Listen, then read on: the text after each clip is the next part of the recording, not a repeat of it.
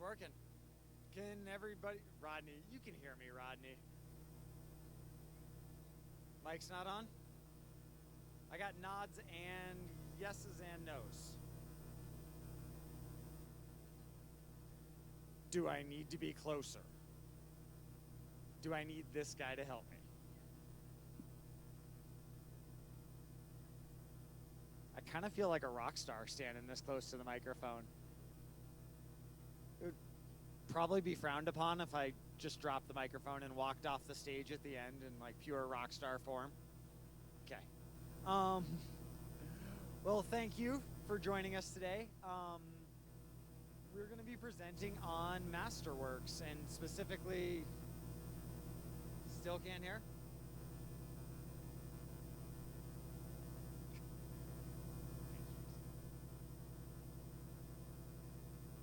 Better? There we go. Okay, how about back row for hearing me now? We good? Okay, perfect, thank you. Because it's a little awkward to stand that close to the microphone, to be honest. So I am here with Denny Archuleta and Mark Leffler today to talk about Masterworks and how we are moving forward with regards to the PDBS replacement process. So again, that's the three of us. I'll go first, just give a quick, brief history of how we got here.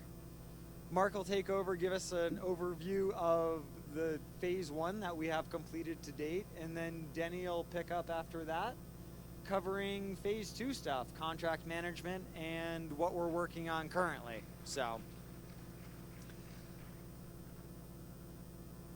okay, that was kind of awkward. So we all recognize that field work is the cornerstone of construction, right? Construction isn't possible without being in the field and actually making things come out of the ground. That's what we do. And mobility is a huge factor of that. It obviously increases the speed of business, allows you to ask questions, get answers, pay apps, all of that. The mobility portion of construction is that new frontier and will help us build our projects faster and better. But mobility is not easy, as certainly Mark, Denny, and I will attest to, and I'm sure many of you are aware that security, making sure that people have access to the right amount of things. In PDBS today, many of you can actually go overwrite your coworkers' quantities. That's a little scary, to be honest, that security isn't there. We can change each other's diary entries. We can add more equipment to a project. So that data security part is a huge component of what we're looking at with this mobility. The other part is the user experience. I was actually just talking to Tracy not 45 seconds ago. I'm not gonna lie, I'm an iPad guy. He very much isn't. So talking about that user experience and making sure that where we land is device agnostic, right? It can't be designed around an iPad. It can't be designed around Windows 8, Windows 10, Android. It needs to be mobile through those different devices so the user feels comfortable with each of those devices. So I think we talked a little bit about why are we doing this. I have some personal reasons why I think we should be doing this mobility feature also, and e-construction is just paper. I wish I had a picture of this. I don't know how many of you remember, but I literally used to have a chair made out of used plan sets in my office. On Mountain View, it was called the Plan Throne. It was made out of 11 by 17 plan sets, and it was a full seat. I figured that cost about $2,500 in photocopying costs, which is ridiculous, right? These are all it's a PDF that got reproduced and reproduced and reproduced. If we can figure out ways to save money just in our printing costs, saving our resources, there's huge value there. The other part is, how many of you have a pickup truck that you can't fit another passenger in because it's literally full of plan sets, right? I think many of us, some laughing, right? um, just eliminating that paper is another huge component of this whole effort. So mobility and paper reduction. So program-wise, I'm not going to take a lot of time because I know you were all here to actually see the new program. I just wanted to give you a little bit of history. PDBS was developed in the mid-90s. I think a lot of you remember it. Heck, some of you probably helped develop it. I know some of you did. And it was revolutionary when it came out, right? It was the first of its kind. In the early 2000s, we came out with the iPAQs. I personally remember getting that Palm Pilot, the iPAQ, and it was brilliant. Denise, she's an iPAQ master, right? I mean, she literally, I think, taught HP support many times. Sadly, back in 2010, we no longer had support for the iPAQs. There's a couple of iPAQs still floating around, still getting used. And historically, we just haven't had the funding to take this program to that next level. So we've kind of tied our own hands here. And we joke that, we went from the iPAQ and now there's iPads. Sadly, we're back to iWrite.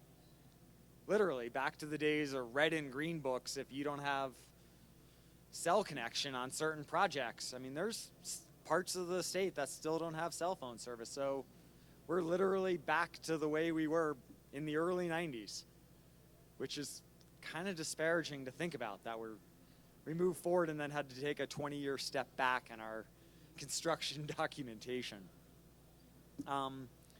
So project-wise, Access Utah County use smartphones and tablets to collect their daily reports. Core used Elvis, Mountain View used fax.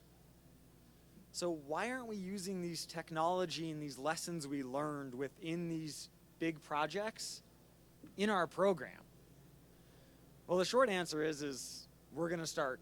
So that's actually really exciting.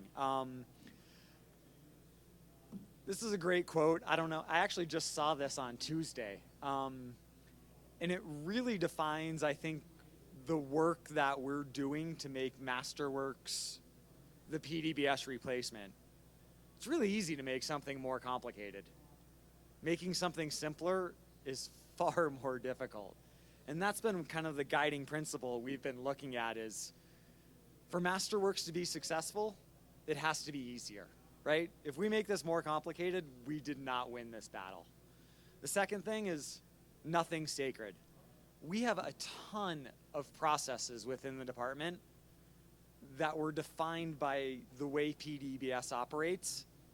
Now that we're moving away from PDBS, we need to use this opportunity to redefine those processes if possible. I know there's some groups, Tori has been working on all sorts of great things. I mean, I don't know if she's here today. Oh, sure. Yeah, there's seats up front. Please come on up. Stan, there's a seat right in the front row for you, sir.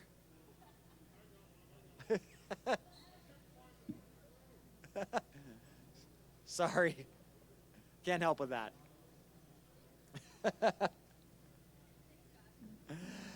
So again, I think these are our two main goals.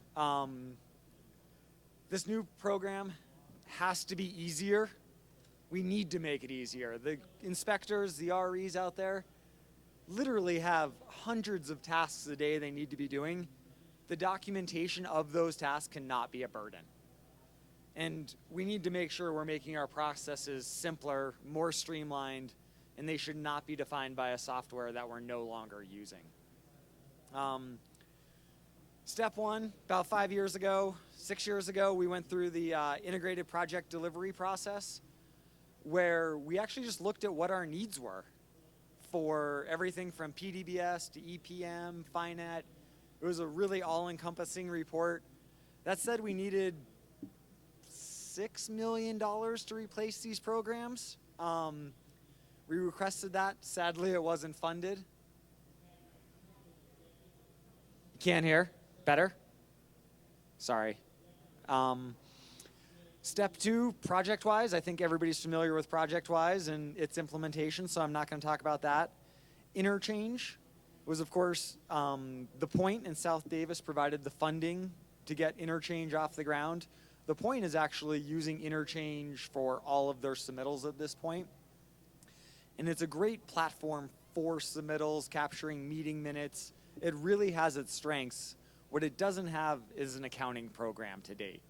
It can't generate a pay estimate. It can't process a change order. So that's where step 5 comes in with Origo Masterworks.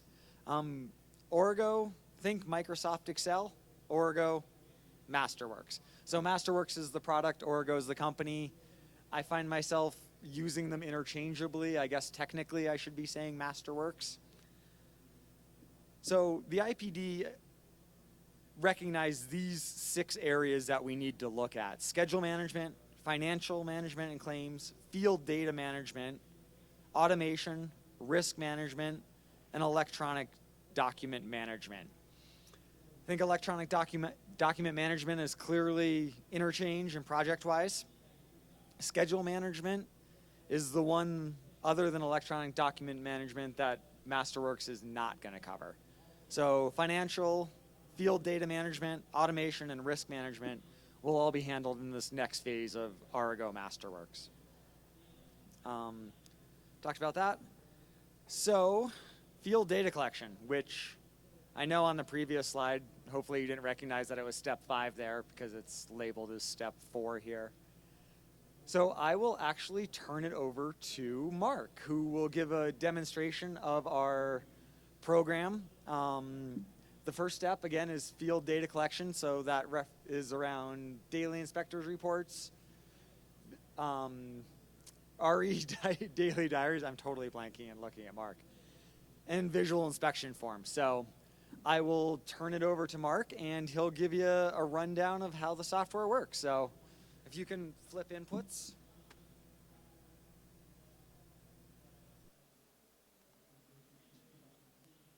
Josh, you got to come back up here. And Denny, too. So Josh and Denny, come on up here, please. I don't know if I trust this. No, you will. No. Well, we'll just wait. I'm waiting for this to come up. I've only been with UDOT since early June. And I'm excited to be here. Absolutely love it. Can you hear me? Can you hear me now? Okay. But I wanted to recognize Denny and Josh. We all work with people that we want to say, oh, it's because of us.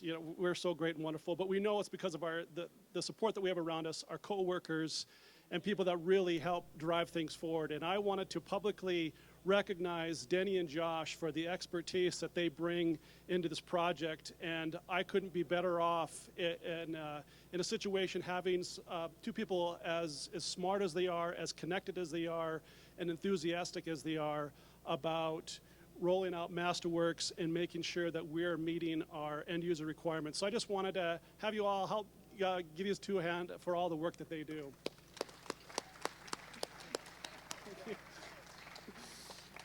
So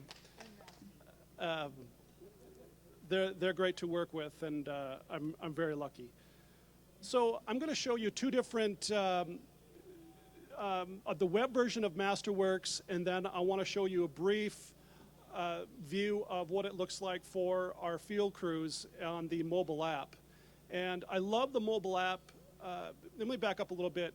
Masterworks is great because you can provision the use in such a way where the user can get in, enter the information that they need to, get out, and get ultimately back to their job as a TransTech or whatever they need to do. So it's removing a lot of the administrative function of a job so they can get on to what they have at hand on the job site.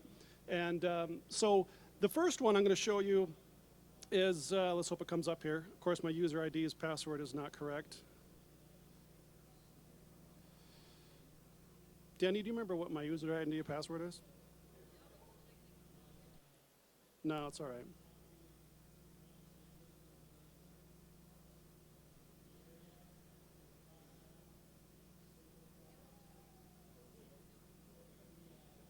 Oh yeah, you're fine.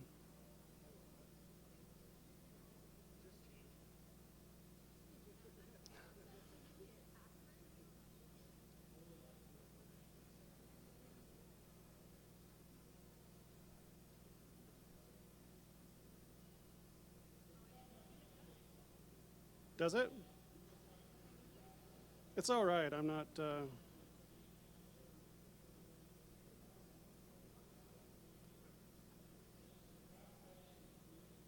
All right, Danny, I need you to come up and log in as you.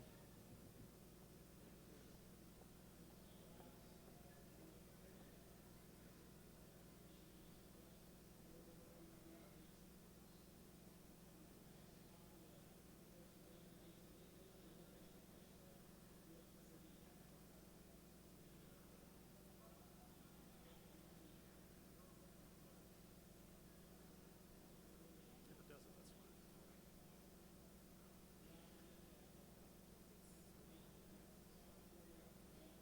fine. Let's hope it comes up. All right, we'll hope it comes up here. If not, I can go right to the web version, which is the more fun one to work with anyway.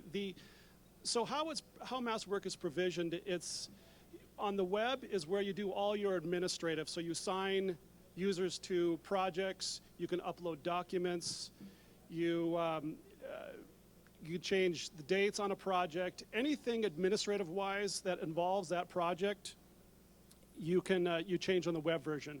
On the mobile app, it's only collecting the data. So what they're doing in the field. And in our case, we're having them use the field book, which is, as Josh mentioned, it's their daily diary, the daily progress report, and the visual inspection report. And it finally came up here. This is just a demo of the training version that we're provided by Arrigo. And block out of this. And so it just, this first screen, if you've ever anyone use Microsoft Outlook, it's very similar. On the left-hand side, you'll have the various folders that you can personally set up. And on the right-hand side, the main part of your screen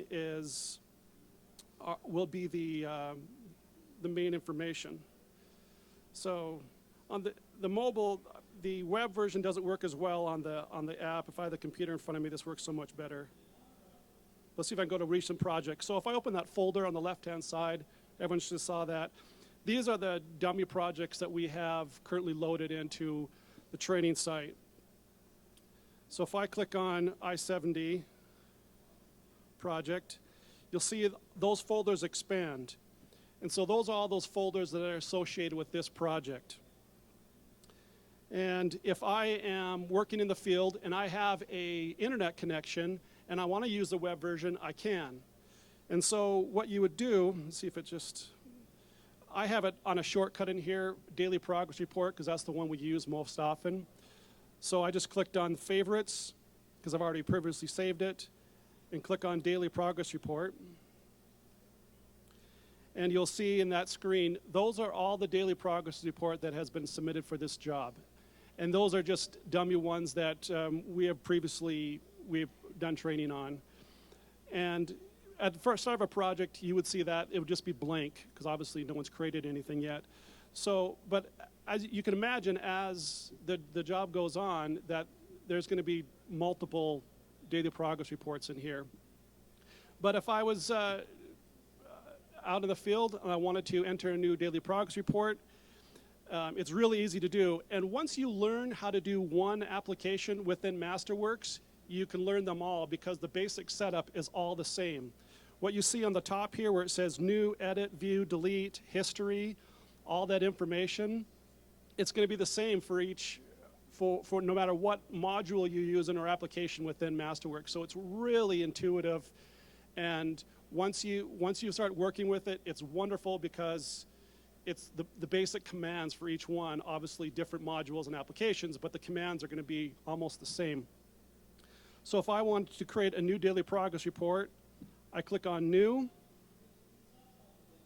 and it brings up that progress report. And I can go ahead and enter the information. It'll give you the project number or the project code, which we know as the project PIN, the inspector, who the prime contractor is, the date it was created, the date it starts, and you can enter in basic information. So we'll go, it's 89 degrees, low temp is 78 degrees, skies, we'll say it's cloudy, but you get the point. As you scroll down, you enter in contractor equipment, and you just hit add. It brings up who the contractor is. You can type in, choose what equipment it is. The make, model. If you don't have that information, the crew member doesn't have to submit that. It's only if it's requested. It depends on the resident engineer. But as you go through, it allows you to enter in personnel, any testing that was done, verbal instructions. You can add in any notes that you feel is needed. And you can also add photos, which is, if you have your iPad, it's easier to do, but even on if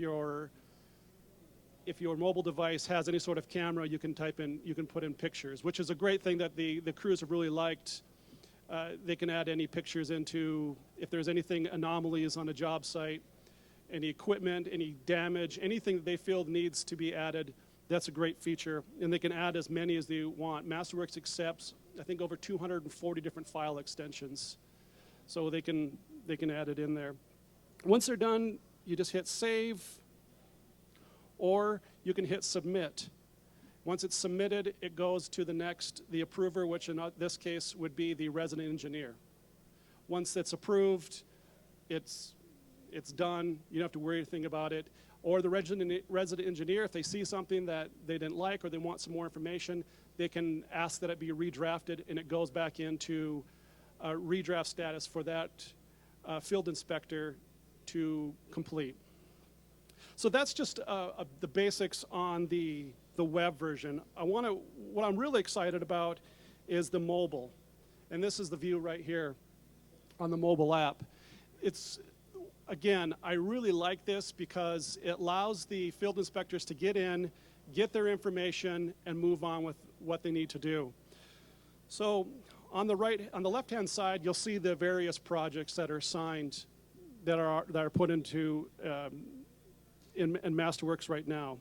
So in most situations right now, with Masterworks being so in its infancy, the field inspectors are only seeing 1 or 2 projects. And so it really narrows it down. They're not going to see all those folders that you saw. They don't see any of that. They just are able to get in and then get back out. So I'm assigned, we'll go back into the same project. So this I-70 project, and it immediately gives a drop down where you see your daily progress report, your visual inspection, the daily diary, and then any documents.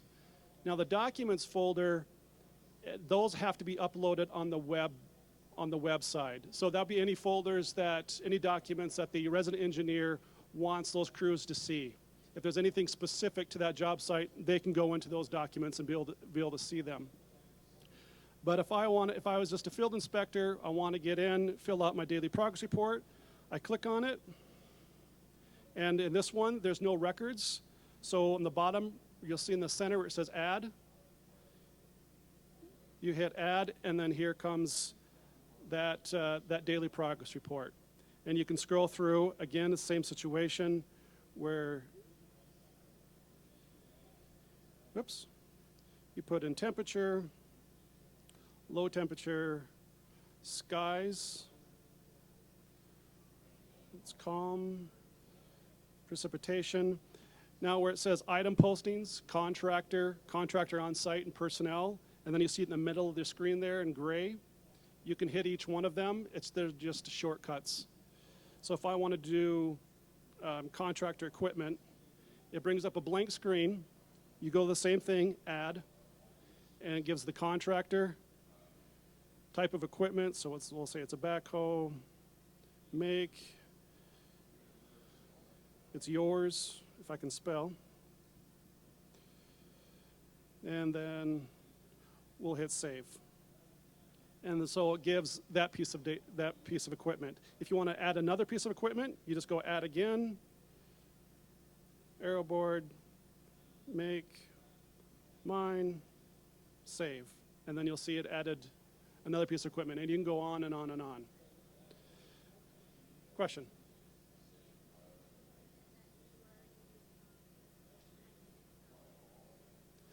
That's a great question. Did you do that? So the question was, can you use equipment that you added the day before? The answer to that is yes and no. If you're using the web version and you created a daily diary the day before, and let's say, well, this is true story, you're spending 45 minutes filling out this daily diary. And the next day you come in, same equipment, same amount of people, basic same information.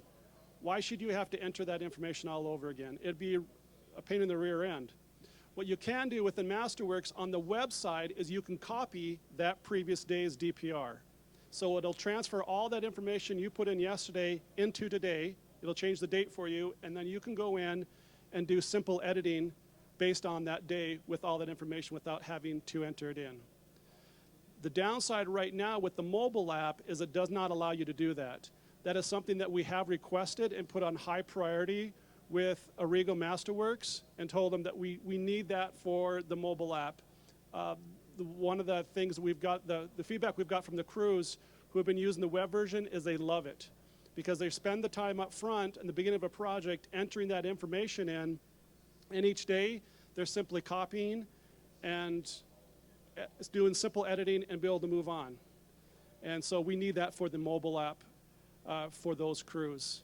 So the only workaround that I'm telling the crews right now is if before you leave the home in the morning or the office, if you want to copy a previous day's DPR, just go on the web, copy it over, sync in your mobile device, whether it's a Windows 8 or the iOS, and then it'll populate in there. That's the only workaround right now, but we want that available.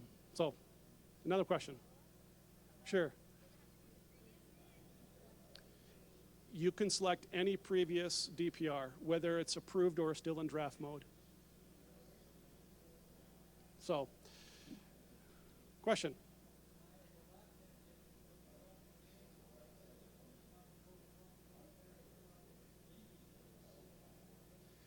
We eventually want to get to that point right now, but right now, Masterworks isn't speaking to any of other systems, so we're just collecting the daily progress report. But the question had to deal with the materials testing and whether or not that information would pull in. So, thank you. So, again, we're just collecting the information, and Denny's going to speak a little bit more on our phase 2 and what we want to have happen with that, and as it speaks to the different systems, and what to make the job eventually easier on the end user. And that's our goal with Masterworks, is how can we make it easier? And as Josh mentioned, is we want to make this as simple and as expedient as possible for the end user. No one wants to be sitting on their computer all day. They want to get done with their task at hand. We're all busy. And so what can we do to help Arrigo configure the software in such a way where you can get in, do your job, and move on?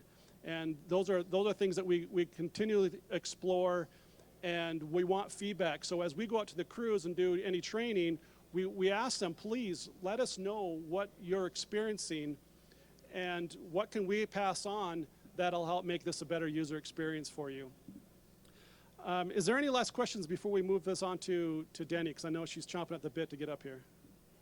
Yeah, go ahead.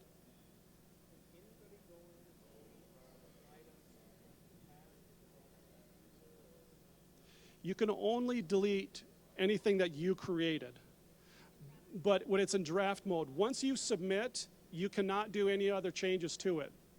It has to be, to answer that question, if you created a DPR or a visual inspection and you realize I missed out on something, you can go back to the RE and ask them, hey, please kick that back to me so I can fill out that information.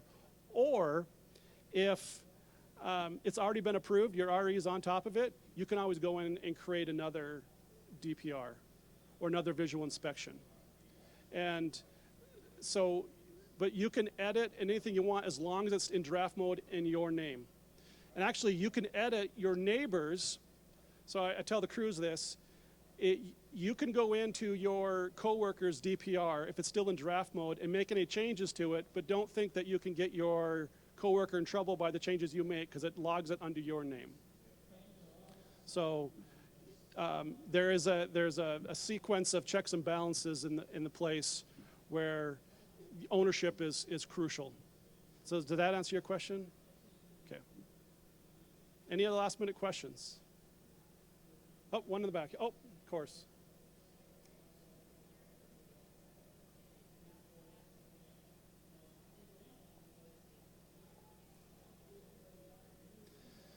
So the question was, if you submit it and you need to make some changes, me as the administrator, no. As it sits right now, that's not the case. We are in discussion with Arrigo to find out just how far an administrator could take that, because we want to have the important thing is accountability. And so we want to be careful with allowing too much once something has been approved or submitted. Ultimately, the RE and the field inspector, they're the owner of these documents. And it goes back to accountability. So it's something that's still under discussion, if that's something that we'll allow. But right now, even as administrator, once it's been approved, it's record, it's there. You can't delete it. It's part of permanent record. We can go back in and create another DPR and tie that DPR number into the new one, amending some information, but that's about as far as it could go right now. Does that answer the question, Mitty? Okay. Any other questions? Go ahead.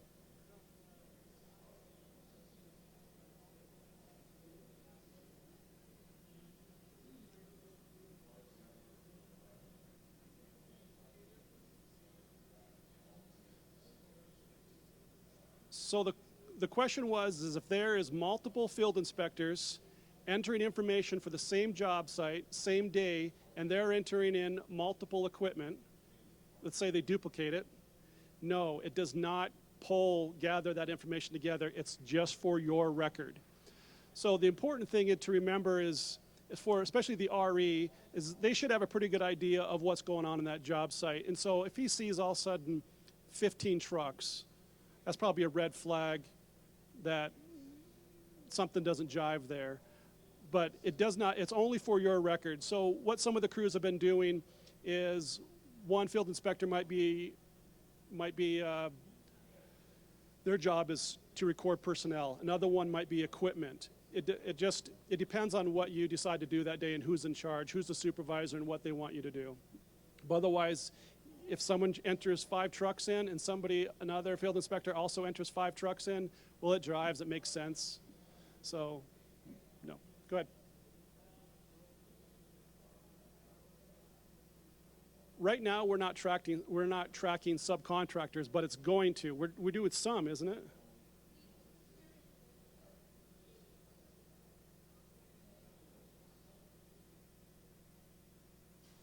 That's for the prime, but not for sub, though.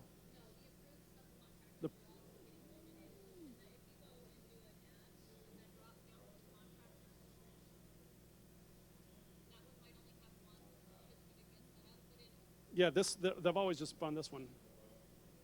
So, to answer your question, yes, for subcontractors.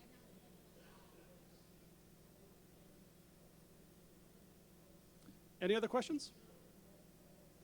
All right, I'm going to turn it over to Denny so she can talk about our phase 2 activities.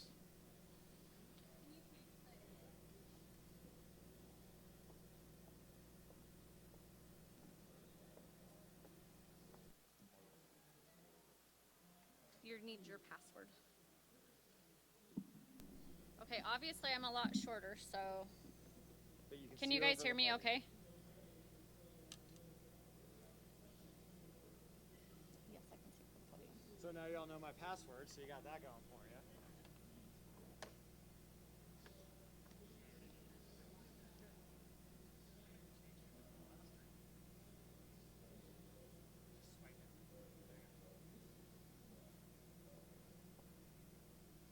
Okay, so phase 2 right now we're working on contract management, management, subcontractor setup, and obviously we want to go more electronic, which means less paper.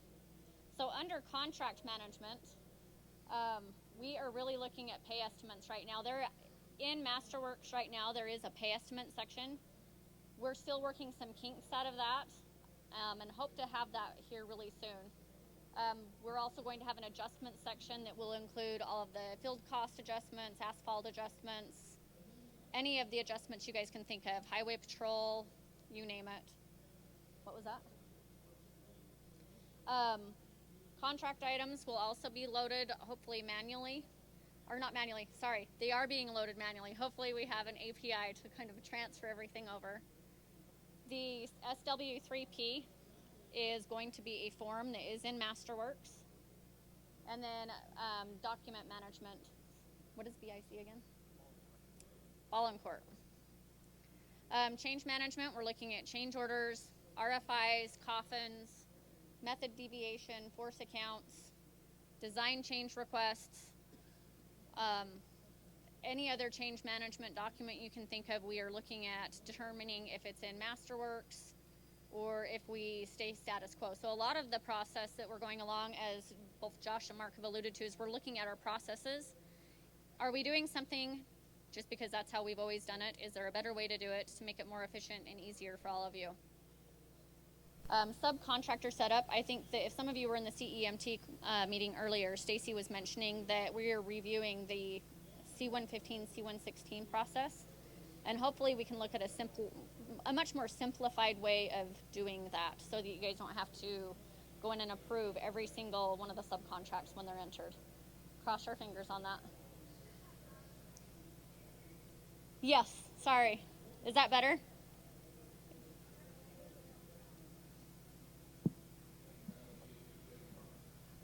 What was that?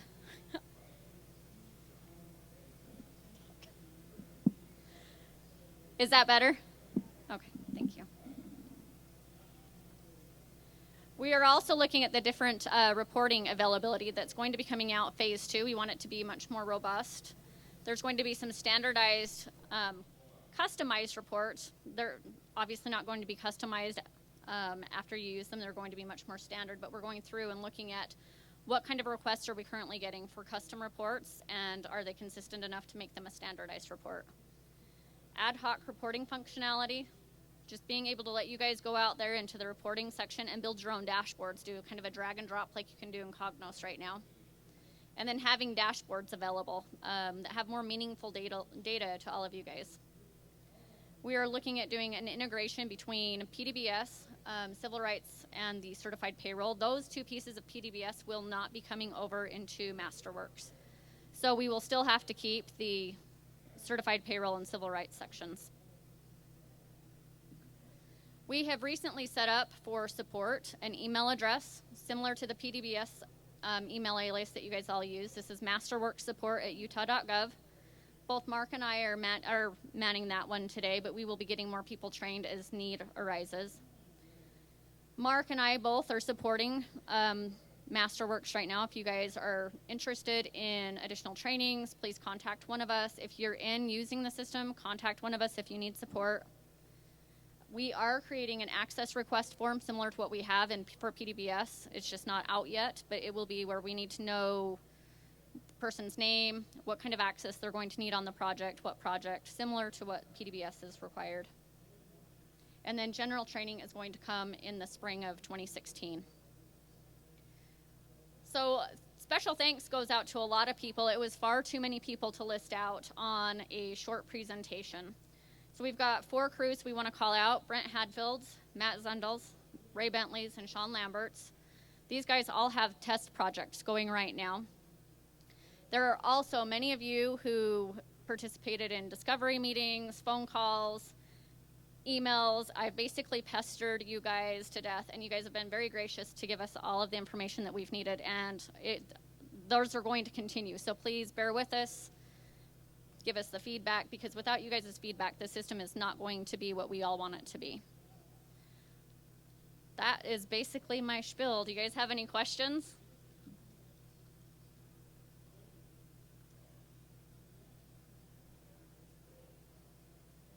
rollout. We are looking to have full rollout by June 30th of this next year. We've broken out this second phase into actually 3 phases. The first piece being the contract management, project management, and that's going to be the biggest chunk. So that's why we're thinking we'll do an additional training come spring of 2016. Everything else will be after June 30th. So just quick correction. All features will be configured by June 30th next summer, right? Obviously, there'll be a ton of projects that start prior to June 30th of next summer. So projects that begin prior to that will continue through using PDBS. The goal for everybody using Masterworks for every project would be construction 2017. So if you have we encourage people to use it if you have late starting projects next year, but using it for all projects spring 2017. Thank you.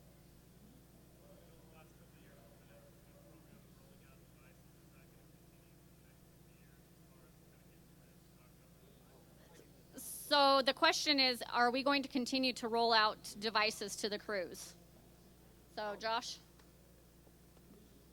So that's actually a really good topic. To date, Central Construction and Rob's budget has purchased, I believe it's 178 devices statewide. We've talked with some, sorry, that just got really, many of the district engineers, and we need to figure out where that program's gonna move forward. I have an iPad 1 at my house. It's essentially useless. I bought it the day they came out. We recognize that all of these devices have a finite lifespan. We do need to figure out what that is. Again, with 178, there should be about 10 devices per UDOT construction crew. Just doing the math, 178 divided by 17. We recognize that there probably need to be some more, and we're looking at where the right balance is. Should that be coming out of the central construction budget, or should that be coming through the regions? But we recognize that we need more devices, and we need to come up with some sort of reinvestment or turn-in policy associated with these devices, because, you know, bouncing around in the front seat of a truck, they have a finite lifespan for sure.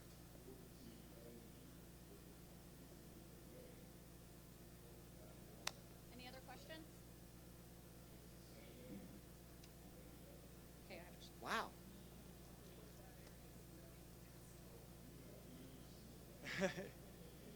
So the question was, what about, can you hear me? Sorry.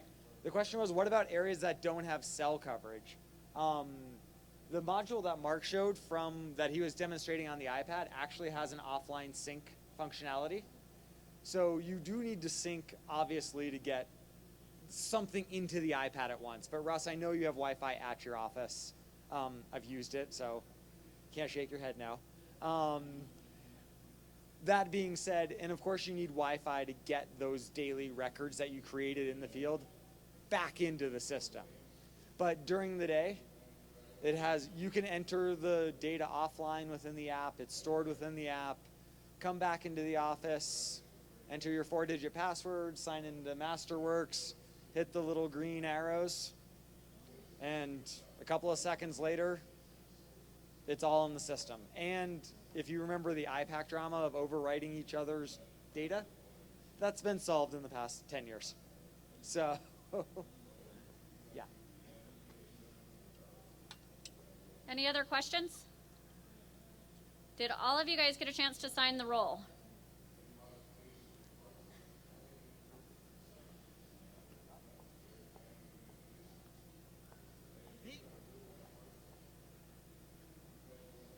Oh, roll.